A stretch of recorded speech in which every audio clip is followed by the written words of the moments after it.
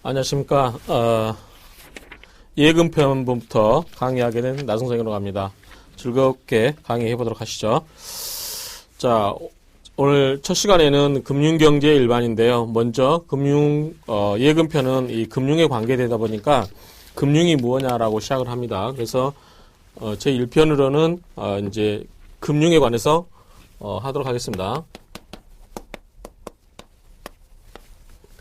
말 그대로 금융은 돈의 흐름입니다. 그래서 우리 교재를 보시면 금융이란 화폐, 즉 자금의 융통을 의미한다 이렇게 되어 있는데 돈이 융통하는 것, 즉 돈의 흐름을 금융이라고 한다. 돈이 어디서 와서 어디로 흘러가는가 이거를 의미한다 이렇게 생각하면 됩니다. 그래서 이제 금융의 종류를 이렇게 밑에 보면 되어 있는데 금융을 만지는 사람이 누가 있죠? 첫 번째 생각하면 우리 일반 가게.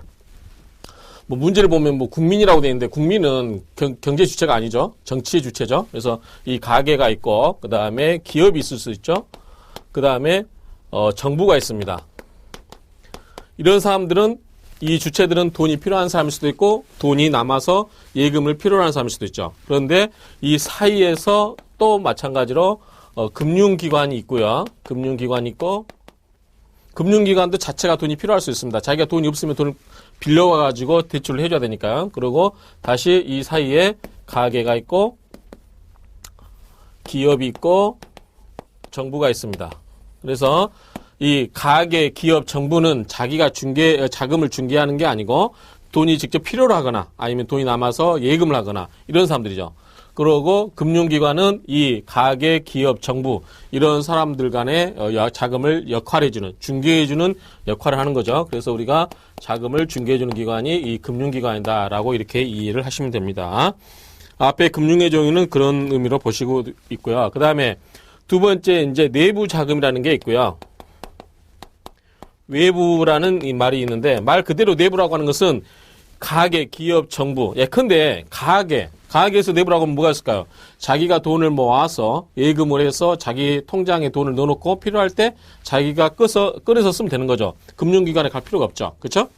마찬가지로 기업도 회사가 이익을 많이 나면 그 이익을 사내 유보, 이제 회사에다 유보시켜놔서 그 돈을 가지고 자기가 투자를 하거나 뭐 직원들 임금을 주거나 이렇게 하면 되는 거죠.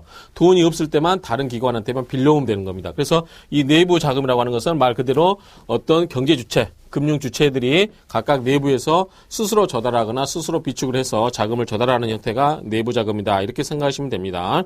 그래서 그 내부 보면은 내부로부터 조달되는 자금으로 기업 이익의 내부 유보라는 것은 돈을 밖에다 돌리지 않고 회사에 쌓는 거죠.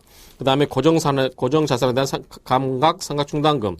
이런 거 뭐냐면 어떤 회사의 물건이 시간이 가면서 가치가 감소하기 때문에 그거를 충당하기 위해서 돈을 쌓아두는 겁니다. 이런 식으로 내부에서 이루어지는 거고, 외부는 자기의 이 금융 주체의 자기가 아닌 다른 주체로부터 돈을 빌려오거나 이런 거를 외부 자금이다 이렇게 이해하시면 됩니다. 그래서 가장 대표적인 게 차익, 돈을 빌려오는 거죠. 차입금이라든가 아니면 자기가 사채를 발행하거나 주식을 발행하는 거, 그런 것처럼 다른 자기가 아닌 제3자로부터 돈을 빌려오는 것을 외부다 이렇게 생각하시면 됩니다. 이건 크게 의미가 없죠. 그 다음에 직접금융과 간접금융이 있는데, 자, 직접금융은 뭐냐면, 자, 여기 있는 기업이 돈이 필요합니다. 돈이 필요하면 제일 쉽게 생각하는 것은 은행에 가서 돈을 빌려오면 되는 거죠. 그러면 금융기관은 뭐죠?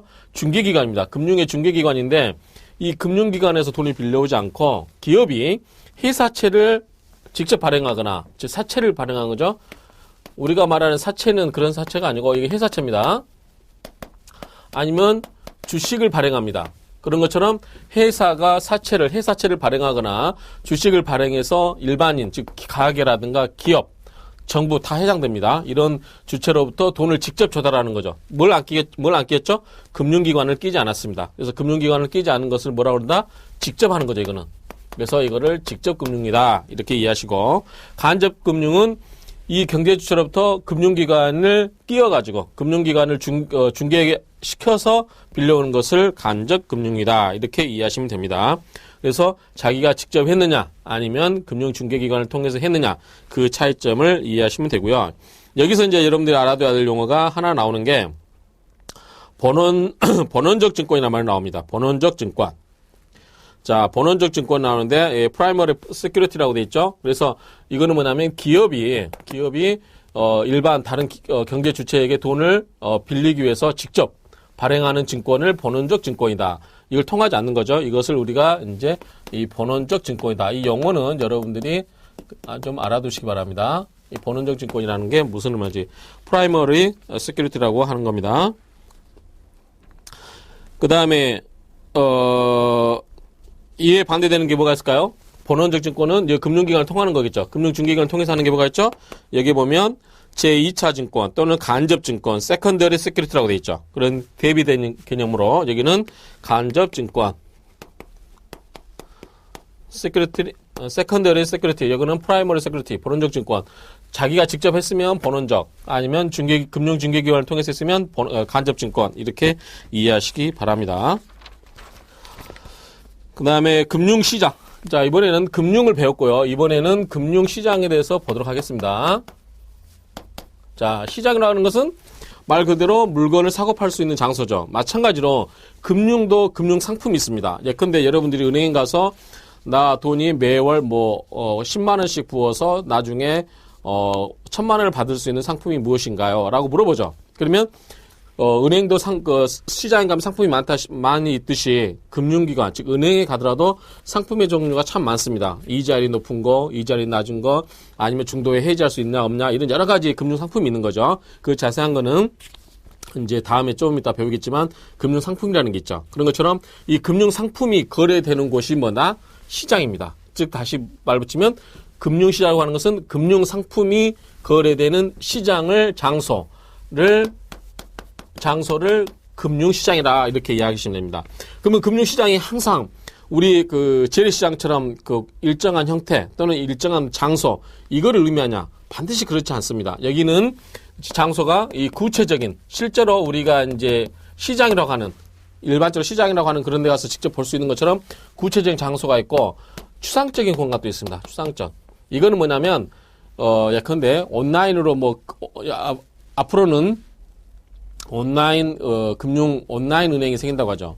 그럼 여러분들이 어떤 특정한 장소에 가서 거래를 하지 않더라도 그 온라인상으로 거래를 할 수 있죠. 그렇죠? 이런 것처럼 추상적인 공간에서 이루어지는 시장도 포함을 한다. 그래서 구체적인 시장만을 이야기하는 것은 아니다. 이렇게 이해하시기 바랍니다.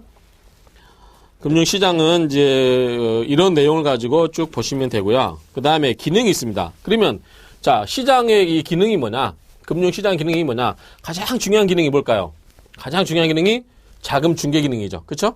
자금이 필요로 한 사람을, 자금이 필요 없는 사람, 즉 그런 사람을 연결시켜서 돈을 돌고 돌게 해주는 것. 이것이 뭐냐면 시장의 기능이죠. 그래서 기능은 가장 본질적인 기능이 중개 기능이다. 이렇게 생각하시면 됩니다. 여기는 보면은 교재에 보면 그럴듯하게 1번이 이제 자원 배분 기능. 그 다음에 두 번째, 이렇게 함으로써 뭐가 되죠? 소비자들의 효용이 증대되죠? 증진시키는 기능. 그 다음에 세 번째, 이연 분산. 자, 이연 분산이란 말이 무슨 말이냐면, 회사가, 자본금이 예컨대 회사가 100억이 필요해요. 그러면 이거를 일반 투자자, 즉, 가게라든가, 기업 정보라든가 이런 사람한테 주식을 발행한다. 그러면, 일 개인은 10만 원도 투자할 수 있는 거죠. 그런 것처럼 이 100억짜리가 전부 이렇게 쪼개집니다. 그러면 이게 잘못된다 하더라도 그러니까 기업이 100억이 무너지면 가게가 휘청휘청하거나 망할 수도 있죠. 부도나거나 그럴 수 있는데 그 위험이 전부 분산되겠죠. 또 하나는 뭐냐면 가장 요즘 이제 여러분들이 주식 투자 하신 분은 아시겠지만 선물 옵션 이런 것도 다 위험을 회피한 겁니다. 뭐냐면 일정한 이제 나중에 여러분들 금융상품을 사다 보면 선물 거래라든가 옵션 거래가 나오는데 이런 거는 자기가 현재 주식 투자를 하고 있다든가 그럴 경우에 그거를 미래에 위험을 해치한다고 그러죠. 그런 거를 위험을 회피하게 한 기능이 있다. 이 선물 옵션도 다 그런 맥락이다라고 이렇게 이해하시기 바랍니다. 그 다음에 유동성을 제공하고 그 다음에 황금성에는 뭐예요? 자기가 돈이 필요한 사람은 주식을 대다 팔면 되는 거죠. 그리고 시장에서 이걸 다 자기가 돌고 해서 자금을 마련해 주는 거죠. 그걸 황금성이라고 하는 거죠. 이런 식으로 쭉 읽어보면 되는데 가장 중요한 게 이제 제가 봤을 때는 시장 규율이라는 게 있습니다. 시장 규율. 자, 시장 규율.